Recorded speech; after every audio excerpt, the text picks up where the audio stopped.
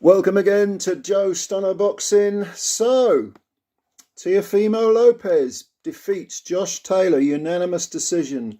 Two judges had it 115, 113, which I thought was much too close.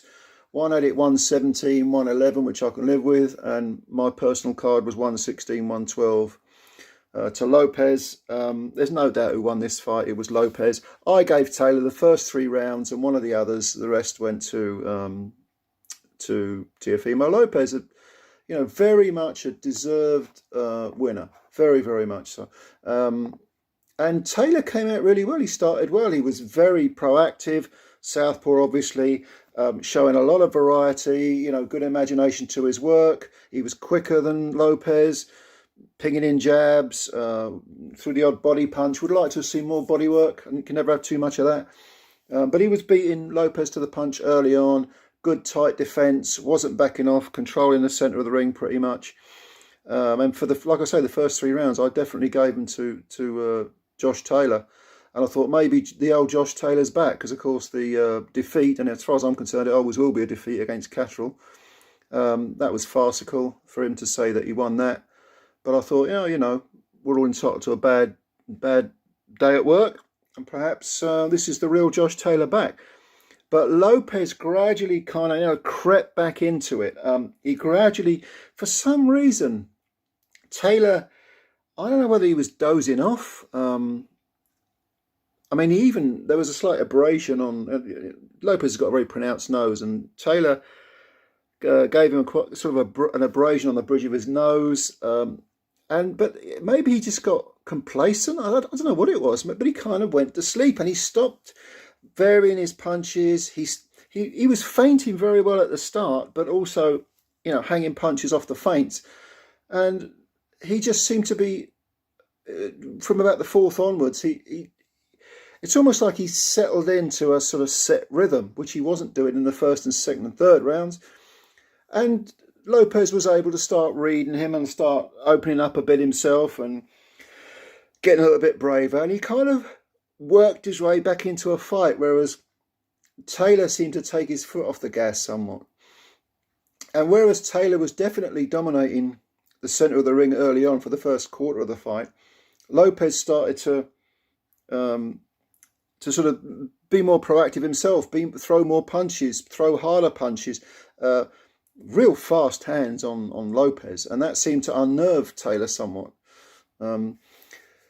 Taylor was still holding his shape, but suddenly there weren't so many punches coming off his gloves, coming out of him, and the defence was good, but he wasn't putting that sustained pressure on Lopez. Lopez was pinging punches from all angles, getting much braver, getting more confident, and he was the one that seemed to find a groove. And after 6 rounds, I thought, okay, well, the fight's half over, and I had it 3-3. I thought, what's going on here? Surely Taylor at some point is going to wake up, or surely his corner are going to wake him up and say to him, look, you got to go back to, feinting and punching, not just following Lopez around in straight lines, which is basically what he ended up doing. He would actually approach Lopez and then stock still, almost like he was waiting for Lopez to stop moving or waiting for a punch to come so he could counter it. It was a strange sort of unraveling. Well, Andre Ward said it looks like he's falling asleep at the wheel, and that's kind of I agree with that. I agree with that assessment. And as the rounds in the second half of the fight carried on, Lopez was just beginning to really enjoy himself. He at one point on one of the rounds, he actually leapt in with a left hand, and it was almost like a long jump, pinged Taylor right on the side of the jaw. Taylor flew back. There were no knockdowns in the fight, and Taylor was stung a couple of times, but not really. Didn't really look like he was going to go on the floor. But you could see the way the fight was changing in their expressions and in their body language, because by the 7th, 8th round, Lopez was looking extremely confident and walking with real swagger, and doing all sorts of even exaggerated arm movements, and the look in his eyes, he was having fun. Taylor had a look of dejection in his eyes, or I wouldn't say panic, but great concern. And his body language, suddenly he wasn't flowing, he was stiff.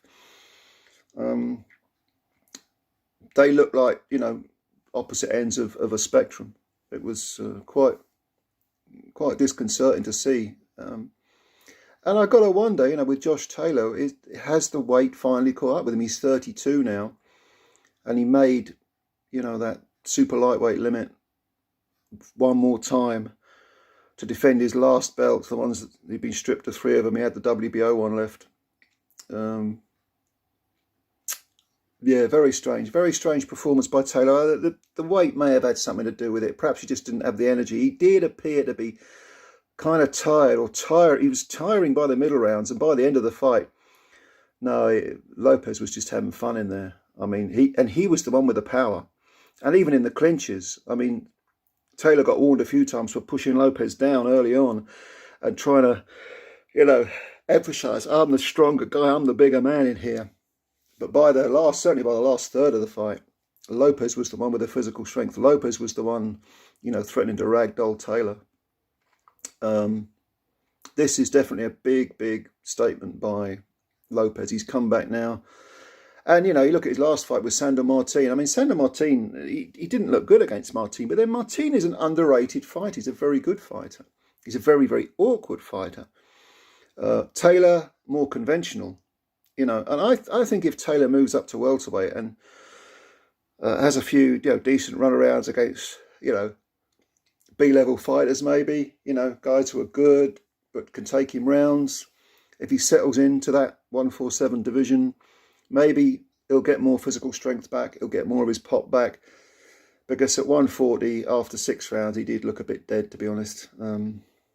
But let's not take anything away from Teofimo Lopez. This is a terrific performance. He's an entertaining fighter to watch.